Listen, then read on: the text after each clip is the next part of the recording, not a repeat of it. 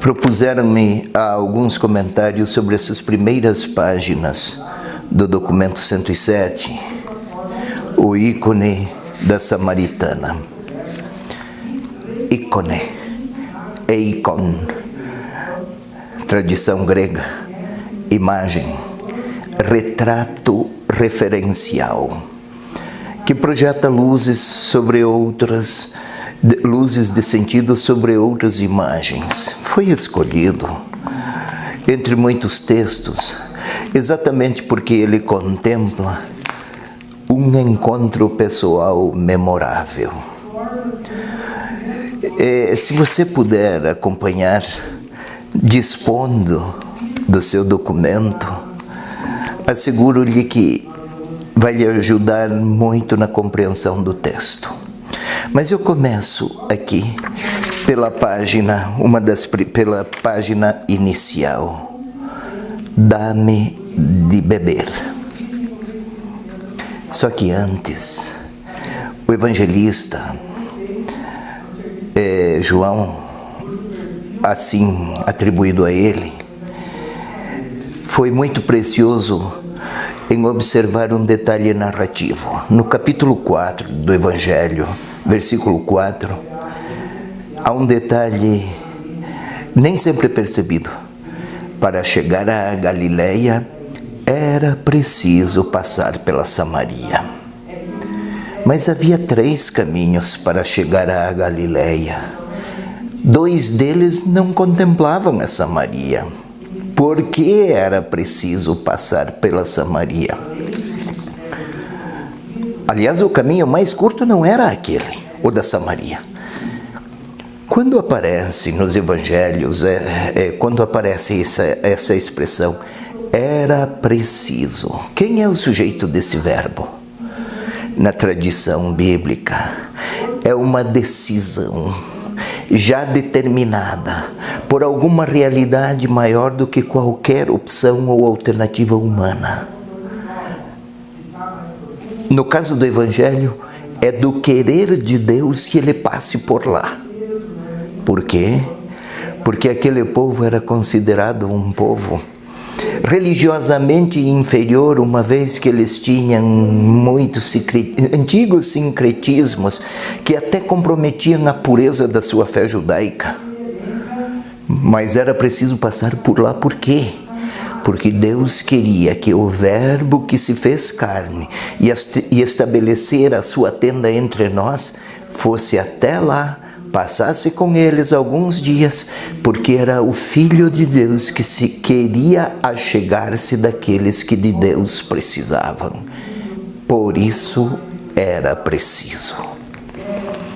Vamos um pouco mais, só quero lhe recordar que Jesus caminhou fatigado da viagem. Nunca alguém escrevera que Jesus se cansara.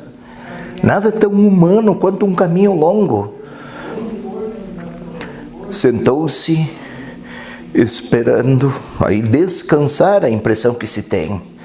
Colocou-se lá onde ia passar a mulher. Ao meio-dia, era o meio-dia, um lugar público. O poço era o lugar que os mercadores iam fazer suas vendas. Os passantes, os caravaneiros que viajavam de uma região para outra, paravam lá no poço para alimentar os seus animais, para dar de beber aos seus animais. Imagine esses lugares públicos, era o pluralismo de todos os pensamentos, culturas e comportamentos. Até gente sem vergonha parava lá. E aquela mulher de 5 maridos, o que iam dizer dela? Samaritana, discriminada por isso, 5 maridos, humilhada por isso, e mulher, justamente lá, dá-me de beber. Para nós, dá-me de beber é pedir um copo de água porque estou com sede. Também lá, mas naquele tempo significava muito mais. Acolhe-me, tem lugar para mim na sua vida? Que Quem olha de fora poderia até pensar que estava dando uma cantada na samaritana. Não, era o encontro. O Verbo de Deus que se fez carne levou sua tenda até lá para deixar-se encontrar por quem precisava muito de Deus. E a conversa começa.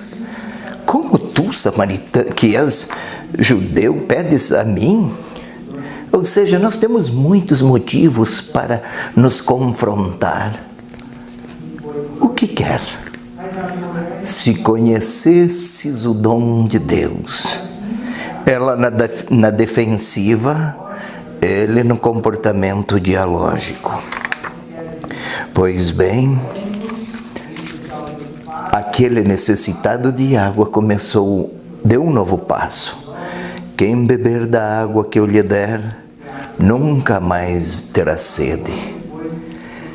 Quem tem sede, se não beber, morre. Aqui água é questão de vida ou morte. Então, se nunca mais vai ter sede, é aquele tipo de vida que suplanta qualquer limite humano, histórico, moral, de qualquer natureza. É uma vida nova que vim aqui propor. Eu gostaria da água do poço, mas a você eu tenho um poço de eternidade. O diálogo continuou. Sou eu que falo contigo. No começo ela teve alguma dúvida. É parte do caminho do encontro. Não é simpatia espontânea. Tampouco é uma espécie de sentimento de primeira vista. É pessoa que olha nos olhos e que se deixa olhar. Vejamos, e agora eu já passei para a página seguinte, 25, e já estou no versículo 26. Vejo que és um profeta. Foi ótimo, ela começou a perceber, é intuitiva. Um profeta ainda não responde tudo. Jesus é um... Por quê? Porque um profeta é aquele que fala em nome de Deus. Agora aqui é o Filho de Deus que fala. É mais que o profeta. Mas ela falava a partir daquilo que lhe era possível interpretar. Com a experiência que tinha, com uma história de contradições que talvez muito a amargurassem e a ferissem, provavelmente era uma pessoa que do ponto de vista humano talvez até tivesse muitas revoltas, marcada por um histórico de muitas amarguras.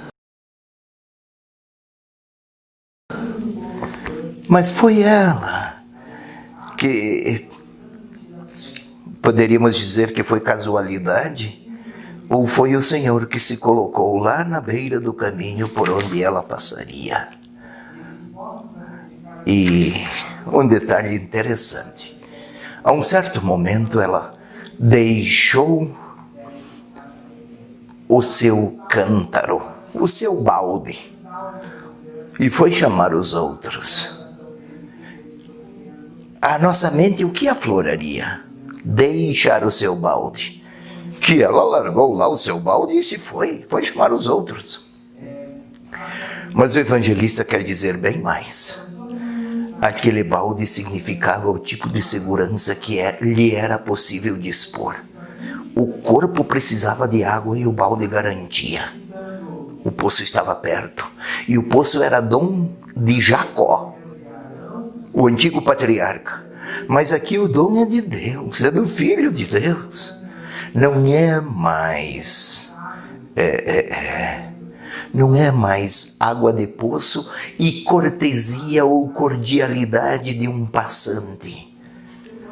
Naquele tempo, o mais nobre dos deveres de hospitalidade era oferecer água ao passante. É uma região de sol escaldante. A água é muito mais do que um copo.